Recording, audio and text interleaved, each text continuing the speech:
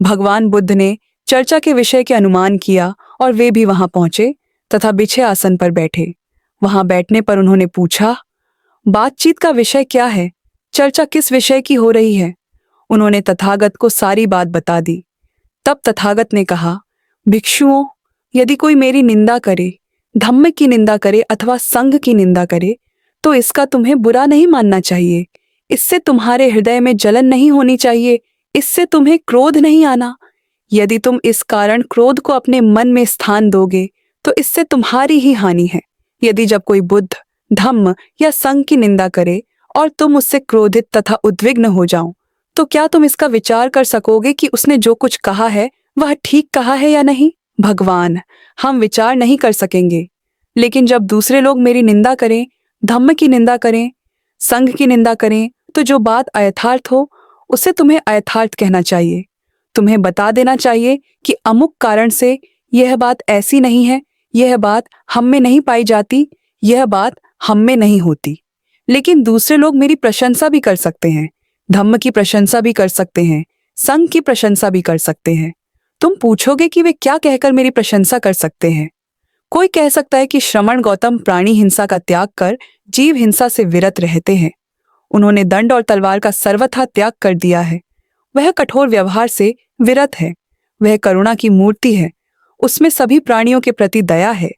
कोई भी सामान्य आदमी तथागत की चर्चा करते हुए इस प्रकार प्रशंसा कर सकता है।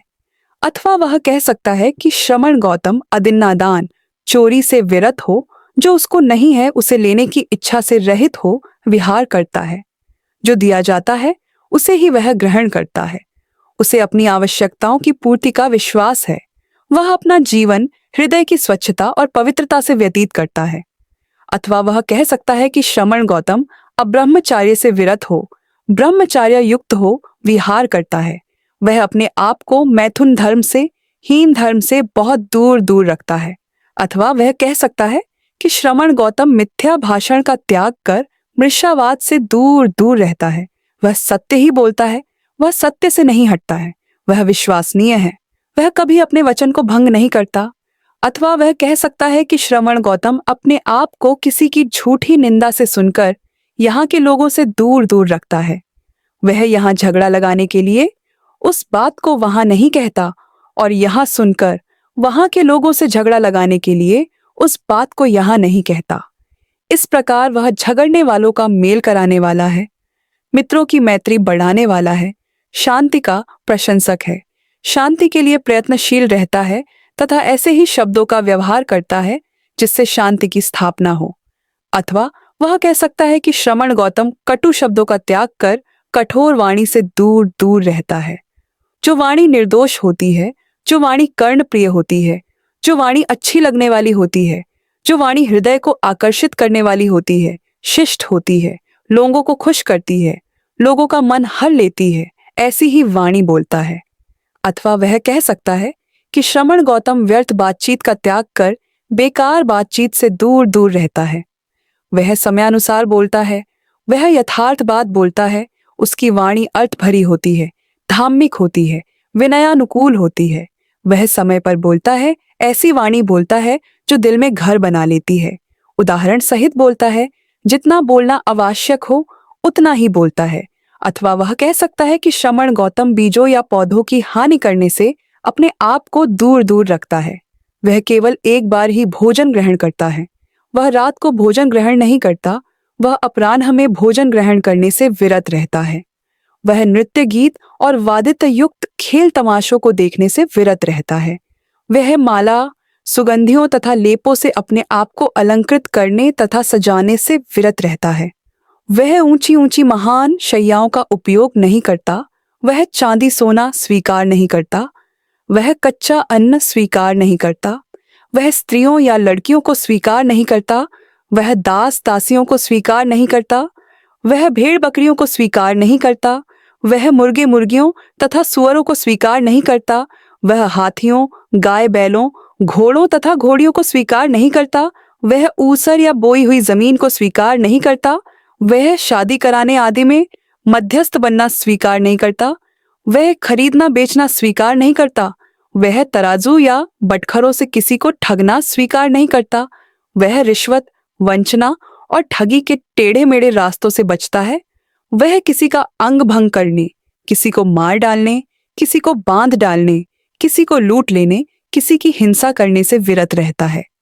भिक्षुओं, ऐसी कुछ बातें हैं जो एक सामान्य आदमी तथागत की प्रशंसा करते हुए कह सकता है, लेकिन ऐसा होने पर भी ना तुम्हें विशेष हर्ष होना चाहिए, न तुम्हारा हृदय खुशी से फूल जाना चाहिए। यदि तुम ऐसे होगे तो इससे भी तुम्हारी साधना में बाधा पड़ेगी। जब दूसरे लोग मेरी व धम्म की व संघ की प्रशंसा करें तो तुम्हें जो बात यथार्थ हो उसे स्वीकार करना चाहिए। तुम्हें कहना चाहिए, इस कारण से यह ऐसा ही है, यह बात हमारे बीच है, यह गुण हम में है। 4. भिक्षु को धम्म प्रचार के लिए संघर्ष करना चाहिए। भिक्षुओं को संबोधित करते हुए एक बार भगवान बुद्ध ने कहा, भिक्षुओं, मैं संसार से नहीं झगड़ता हूँ, बल्कि संसार ही मुझसे झगड़ता है। सत्य का उपदेशक संसार में कभी किसी से नहीं झगड़ता। योद्धा, योद्धा हम अपने आप को कहते हैं। भगवान, हम योद्धा किस प्रकार है? भिक्षुओं, हम युद्ध करते हैं, इसलिए योद्धा कहलाते हैं। भगवान, हम किस बात के लिए युद्ध करते हैं? भिक्षुओं, हम श्रेष्ठ शील के लिए युद्ध करते हैं, श्रेष्ठ अप्रमाद के लिए युद्ध करते हैं, श्रेष्ठ प्रज्ञा के लिए युद्ध करते हैं। जहां शील को खतरा हो, संघर्ष से मत घबराओ। ऐसे समय भीगी बिल्ली बने मत बैठे रहो। 4 भाग, भिक्षु और गृहस्थ। वेन। भिक्षा का बंधन भिक्षु संघ एक संगठित संस्था थी, जिसका दरवाजा हर किसी के लिए खुला न था। केवल प्रव्रजित हो जाने से ही कोई संघ का सदस्य नहीं बन सकता था। उपसंपदा प्राप्त करने से ही कोई भी आदमी संघ का सदस्य बन सकता था। संघ एक स्वाधीन संस्था थी। यह अपने संस्थापक से भी स्वाधीन थी। यह स्वतंत्र थी। यह जिसे चाहे उसे अपना सदस्य बना सकती थी। यदि कोई सदस्य विनय विरुद्ध चले तो यह उस सदस्य की सदस्यता छीन भी ले सकती थी। केवल भिक्षा ही वह डोरी थी जिससे भिक्षु और गृहस्थ परस्पर बंधे थे। भिक्षु भिक्षा पर निर्भर करते थे और गृहस्थ उन्हें भिक्षा देते थे। गृहस्थ संगठित न थे। संघ दीक्षा थी, जिसका मतलब था किसी की भी भिक्षु संघ में दीक्षा। संघ दीक्षा से आदमी संघ तथा धम्म दोनों में दीक्षित हो जाता था। लेकिन ऐसे लोगों के लिए जो प्रव्रजित बन संघ की दीक्षा तो न चाहते थे, केवल धम्म की दीक्षा चाहते थे, कोई पृथक धम्म दीक्षा न थी। यह एक बड़ी गंभीर कमी रह गई। यह कमी उन कारणों में से एक थी जो अंत में जाकर भारत से बौद्ध धम्म के लुप्त हो जाने के कारण बने। इसी पृथक धम्म दीक्षा के न होने के कारण गृहस्थ एक धम्म से दूसरे धम्म में भटक सकते थे, और उससे भी बुरी बात यह कि बौद्ध धम्म को अपनाए रहते समय ही कोई दूसरा धर्म भी अपनाए रह सकते थे। 2. परस्पर प्रभाव। लेकिन भिक्षा का बंधन भी ऐसा था कि जिसने कोई भिक्षु किसी पदभ्रष्ट गृहस्थ को फिर सही रास्ते पर ला सकता था। इस संबंध में अंगुत्तर निकाय में वर्णित नियम ध्यान देने योग्य है। इन प्रतिबंधों के अतिरिक्त किसी भी गृहस्थ का यह सामान्य अधिकार था कि वह किसी भी भिक्षु के सदोष आचरण की शिकायत दूसरे भिक्षुओं से सके। जब भी भगवान बुद्ध को किसी की ऐसी शिकायत सुनने को मिली तो उन्होंने इसकी जांच की है कि सही है या नहीं, और बात के सही होने पर उन्होंने विनय के नियमों में ऐसा परिवर्तन कर दिया है कि भविष्य के लिए वह दोष संघ के नियमों के विरुद्ध किया गया एक अपराध बन जाए। सारा विनय पिटक गृहस्थों द्वारा की गई शिकायतों के मार्जन का ही परिणाम है। भिक्षुओं और गृहस्थों में ऐसा ही आपसी संबंध था। 3. भिक्षु का धम्म तथा उपासक का धम्म। बौद्ध धम्म के कुछ आलोचकों का कहना है कि बौद्ध धम्म कोई मजहब नहीं है। इस तरह की आलोचना की ओर ध्यान देने की जरूरत नहीं, लेकिन यदि कोई उत्तर देना ही हो तो कहा जा सकता है कि केवल बौद्ध धम्म ही असली मजहब है, और जिन्हें यह बात स्वीकृत न हो उन्हें अपनी मजहब की परिभाषा बदलनी चाहिए। दूसरे आलोचक इतनी दूर तक नहीं जाते। वे इतना ही कहते हैं कि एक मजहब के रूप में बौद्ध धम्म केवल भिक्षुओं का धम्म है। इसका सर्वसाधारण से कोई संबंध नहीं। बौद्ध धम्म ने जन साधारण को अपने दायरे से बाहर ही रखा है। भगवान बुद्ध के प्रवचनों में भिक्षु शब्द इतनी अधिक बार आता है कि इससे आलोचकों की आलोचना का समर्थन होता है।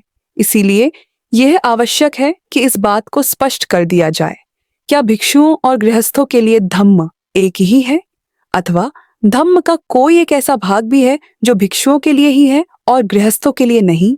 क्योंकि प्रवचन प्रायः भिक्षुओं को ही संबोधित करके किए गए, इसलिए इससे यह अनुमान नहीं निकालना चाहिए कि तमाम प्रवचन भिक्षुओं के लिए ही थे। नहीं, भगवान बुद्ध के उपदेश भिक्षुओं तथा गृहस्थों दोनों के लिए थे। जिस समय भगवान बुद्ध ने पंचशीलों, अष्टांगिक मार्ग तथा 10 पारमिताओं का उपदेश दिया तो उनकी नजर गृहस्थों पर ही रही होगी। यह बात इतनी अधिक स्पष्ट है कि इसके लिए किसी तर्क की अपेक्षा नहीं। जिन्होंने घर बार का त्याग नहीं किया है, जो क्रियाशील गृहस्थ जीवन व्यतीत करते हैं, एक प्रकार से उन्हीं के पंचशील, अष्टांगिक मार्ग तथा 10 पारमिताएं आवश्यक हैं। जिस भिक्षु ने गृह त्याग कर दिया है, उसकी अपेक्षा एक गृहस्थ से जो क्रियाशील गृहस्थ जीवन व्यतीत करता है ही इस बात की अधिक संभावना है कि वह शील भंग करेगा। इसीलिए भगवान बुद्ध ने जब धम्म प्रचार आरंभ किया तो यह मुख्य रूप से गृहस्थों के लिए ही रहा होगा। केवल अनुमान प्रमाण पर ही निर्भर रहने की आवश्यकता नहीं है। इस आलोचना का खंडन करने के लिए हमारे पास प्रत्यक्ष साक्षी है। निम्नलिखित प्रवचन का भी उल्लेख किया जा सकता है। एक बार जब भगवान बुद्ध अनाथ पिंडिक के जेतवनाराम में ठहरे हुए थे, उस समय दूसरे 500 उपासकों के साथ धम्मिक नाम का उपासक वहां आया और तथागत को अभिवादन कर एक ओर बैठ गया। एक ओर बैठे हुए धम्मिक उपासक ने तथागत को इस प्रकार संबोधन किया, भगवान, भिक्षुओं और उपासकों का व घर से बेघर हुए लोगों का तथा गृहस्थों का क्या शील है? भगवान, उपासकों सहित उपस्थित भिक्षुओं को अपने अपने शील की जानकारी देने की कृपा करें। तथागत ने कहा, भिक्षुओं, ध्यान देकर सुनो, बताए हुए नियमों का पालन करो। मध्याह्नांतर पिंडपात, भिक्षाटन के लिए मत जाओ। असमय भिक्षाटन करने वाले के लिए जाल बिछा रहता है। भिक्षाटन से पहले अपने मन को रूप, ध्वनि, गंध, रस तथा स्पर्श की आसक्ति से मुक्त कर लो। भिक्षाटन कर चुकने पर अकेले लौटो और एकांत में बैठकर स्थिर चित्त से विचार करो। सज्जनों से बातचीत करो तो धम्म के ही विषय में बातचीत करो। भिक्षा, विहार, शयनासन और पानी से सफाई करने आदि को साधनों से अधिक और कुछ महत्व न दो। यदि कोई भिक्षु इन सभी चीजों का अनासक्त होकर उपयोग करेगा तो वह ऐसे ही अलिप्त रहेगा जैसे पानी में रहने वाला कंवल पानी की बूंदों से। अब मैं गृहस्थों के शील की बात करता हूं।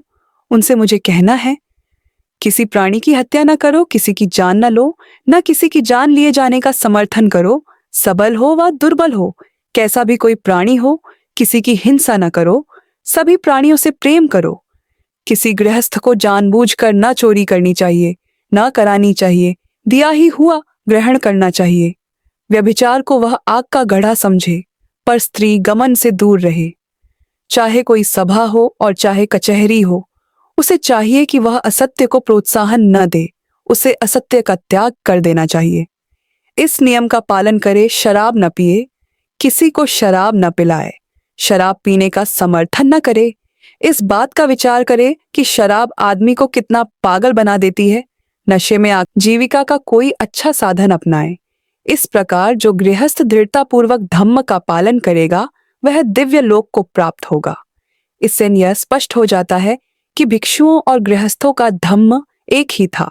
हाँ, इसमें थोड़ा भेद अवश्य है कि भिक्षुओं से अधिक आशा रखी गई है और गृहस्थों से उतनी नहीं। भिक्षु के लिए 5 व्रत अनिवार्य हैं। उसे प्राणी हिंसा से विरत रहने का व्रत लेना पड़ता है।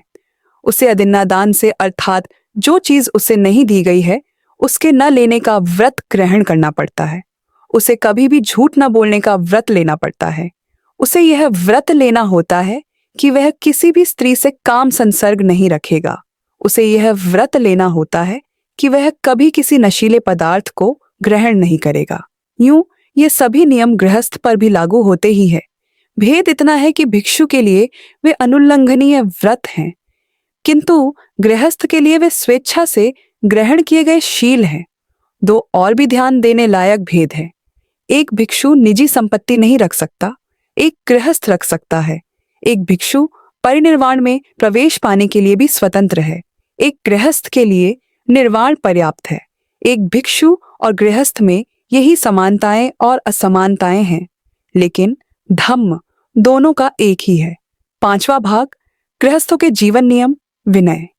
पिक, धनियों के लिए जीवन नियम। क, भगवान बुद्ध ने दरिद्रता को जीवन का सौभाग्य कहकर उसे ऊपर उठाने का प्रयास नहीं किया।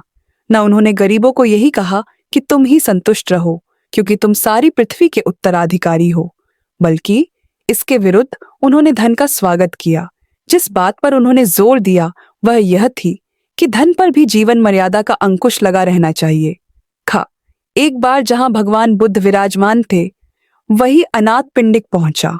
आकर उसने तथागत को अभिवादन किया और एक और बैठकर बोला, क्या भगवान, आप कृपया बताएंगे कि वे कौन सी बातें हैं जो गृहस्थी के अनुकूल है, गृहस्थ को अच्छी लगने वाली हैं, गृहस्थ के द्वारा स्वागतार्ह हैं, लेकिन जिनका प्राप्त करना कठिन है। अनाथ पिंडिक का प्रश्न सुना तो तथागत ने उत्तर दिया, ऐसी बातों में पहली बात है न्यायतः धन प्राप्त करना। दूसरी बात है यह देखना कि सगे संबंधी भी न्यायतः धन प्राप्त कर सके। सुगत है, लोक विश्व के जानकार हैं, अनुत्तर हैं, दुर्दमनीय, पुरुषों का दमन करने वाले सारथी है तथा वे देव मनुष्यों के शास्ता हैं। शील रूपी सौभाग्य, प्राणातिपात, जीव हिंसा, अदिन्नादान, चोरी, काम मिथ्याचार, व्यभिचार, मृषावाद, असत्य तथा नशीली वस्तुओं के त्याग में है। उदारता रूपी सौभाग्य कंजूसपन के कलंक से दूर रहने में है, उदार बने रहने में है, खुला हाथ रखने में है, दूसरों को देने में आनंद मनाने में है, दाता और दानशील होने में है। प्रज्ञा का सौभाग्य किस बात में है? प्रज्ञा का सौभाग्य इस बात के जान लेने में है कि जिस गृहस्थ का मन लोभ के वशीभूत रहता है, लालच के वशीभूत रहता है, द्वेष के वशीभूत रहता है, आलस्य के वशीभूत रहता है, तंद्रा के वशीभूत रहता है तथा चित्त की व्यग्रता के वशीभूत रहता है, वह पाप कर्म करता है, जो करना चाहिए वह नहीं करता है। इसके फलस्वरूप उसे न सुख की प्राप्ति होती है और न सम्मान की।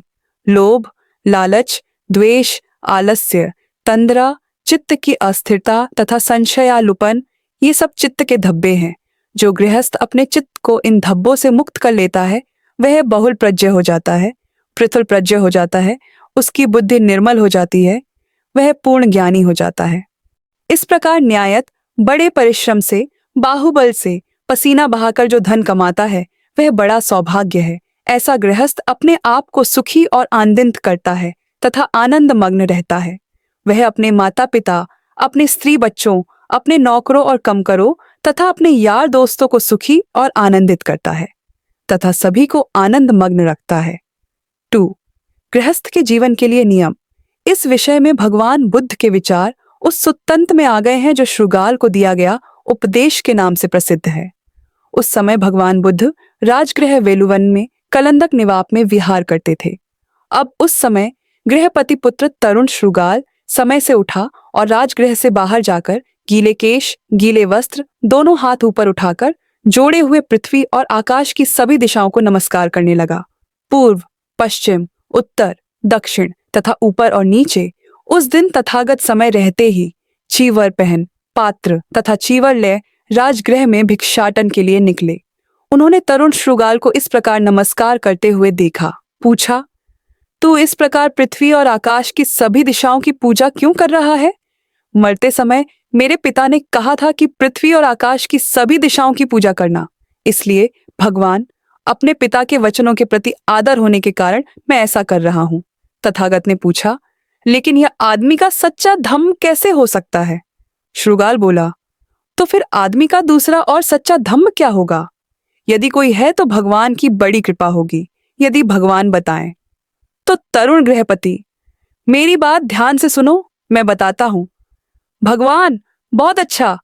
तब तथागत ने कहा, कोई भी धम्म आदमी का सद्धर्म तभी कहला सकता है जब वह उसे बुरी बातों का त्याग करने की शिक्षा दे।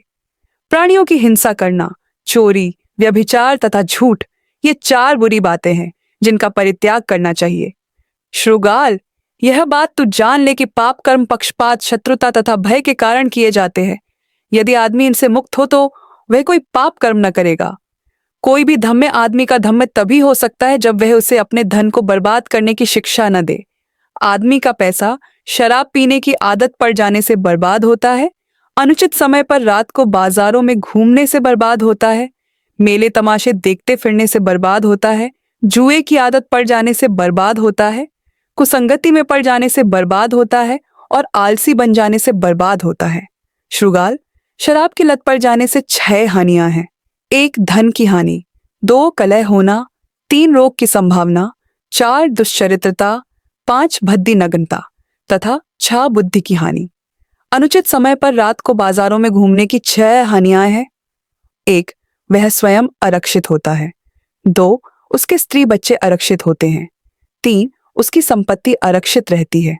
4 जिन अपराधों के करने वालों का पता नहीं लगता उस पर उनका संदेह किया जाता है, पेशच उसके बारे में झूठी अफवाह फैल जाती है। तथा 6 और भी अनेक दुख भुगतने पड़ते हैं। मेले तमाशे देखते फिरने की आदत में 6 दोष है। 1 वह हमेशा यही सोचता रहता है कि नाच कहाँ है। 2 गाना कहाँ है। 3 बजाना कहाँ है। 4 काव्य गाना कहाँ है। 5 घंटियों का बजाना कहाँ है। 6 टम टम बाजा कहाँ है। जुआ खेलने की लत पड़ जाने की 6 हानियां हैं। 1 जीतने पर घुणा का पात्र बनता है। 2 हारने पर अपनी हार से दुखी होता है। 3 उसका गुजारा ही नष्ट हो जाता है। 4 अदालत में उसके वचन का कोई मूल्य नहीं होता। 5 वह मित्रों तथा राज कर्मचारियों की घृणा का पात्र बन जाता है। 6 कोई शादी करने वाला उससे संबंध स्थापित करना नहीं चाहता, क्योंकि उसका कहना होता है कि जुआरी कभी अपनी पत्नी का पालन पोषण नहीं कर सकता। कुसंगति के 6 दोष हैं। 1 कोई जुआरी, 2 कोई आवारागर्द, 3 कोई शराबी, 4 कोई ठग, 5 कोई वंचक अथवा 6 कोई भी हिंसक उसका मित्र बन जाता है। आलसी होने में 6 दोष है। 1 बहुत ठंड है कहकर वह काम नहीं करता। 2 बहुत गर्मी है कहकर वह काम नहीं करता। 3 बहुत जल्दी है कहकर वह काम नहीं करता। 4 बहुत देर हो गई है कहकर वह काम नहीं करता। 5 बहुत भूख लगी है कहकर काम नहीं करता। तथा 6 बहुत खा लिया है कहकर काम नहीं करता। और क्योंकि जो जो उसे करना चाहिए था वह सब बिना किया ही रहता है, इसलिए वह कुछ नया भी अर्जित नहीं कर सकता। जो अर्जित रहता है वह भी नष्ट हो जाता है। कोई भी धर्म आदमी का सद्धर्म तभी कहला सकता है जब वह आदमी को अच्छे बुरे मित्र की पहचान कराए।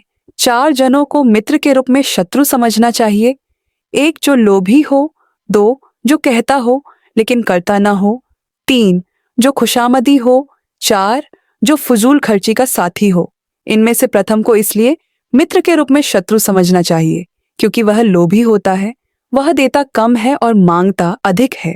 वह जो कुछ करता है वह भय के मारे करता है, वह अपने स्वार्थ का ही ध्यान रखता है। जो कहता है किंतु करता नहीं, उसे भी मित्र रूप में शत्रु समझना चाहिए क्योंकि वह अपनी भूतकाल की मित्रता की बात करता है, वह भविष्य में मैत्रीपूर्ण व्यवहार की बात करता है। वह वचन मात्र से ही लाभ उठाना चाहता है, किंतु जब कुछ भी करने का समय आता है वह अपनी असमर्थता प्रकट कर देता है। जो खुशामदी है उसे भी मित्र रूप में शत्रु ही समझना चाहिए क्योंकि वह बुराई में साथ देने वाला बन जाता है, भलाई में साथ देने वाला नहीं बनता। वह मुंह पर प्रशंसा करता है, पीठ पीछे निंदा करता है।